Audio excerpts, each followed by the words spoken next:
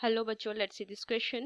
Find the equation of the straight line which passes through the point -5, 4 and is such that the portion of it between the axes is divided by the point in the ratio 1:2, then reckoning from x axis. तो चलिए इस question को solve करते हैं.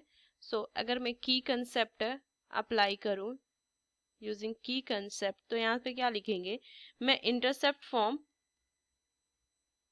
लिखूंगी. Intercept form, तो ये क्या होता है, x अपॉन ए प्लस में y upon b is equal to 1. जो होता है वो x इंटरसेप्ट, b जो होता है y इंटरसेप्ट होती है. एक और चीज अगर मैं लिखूं, section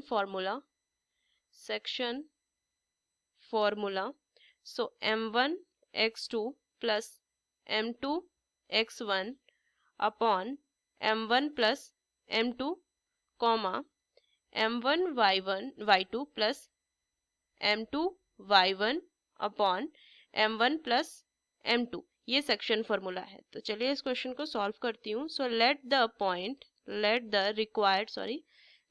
required straight line be x upon a plus y upon b is equal to 1 and the coordinate of point dividing the line joining these point in ratio 1:2. So the point are a, 0 and 0, b.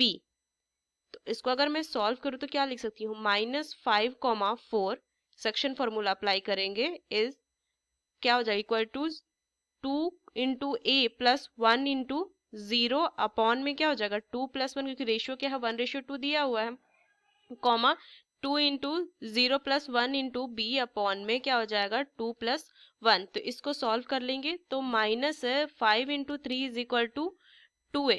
तो यहाँ से a की value कितनी आ जाएगी, -15/2 and 4 into 3 is equal to b. So b is equal to 12. ये value आ गई. So required अगर मैं लिखूं, रिक्वायर्ड इक्वेशन ऑफ लाइन, तो क्या हो जाएगा, x अपॉन -15/2 प्लस में y upon 12 is equal to 1. Solve करूंगी, -8x प्लस में 5y is equal two upon में 60 इज इक्वल टू 1 हो जाएगा. तो इक्वेशन क्या बन जाएगा, 5y माइनस में 8x इज इक्वल टू 60, और ये रिक्वायर्ड इसका आंसर हो जाएगा.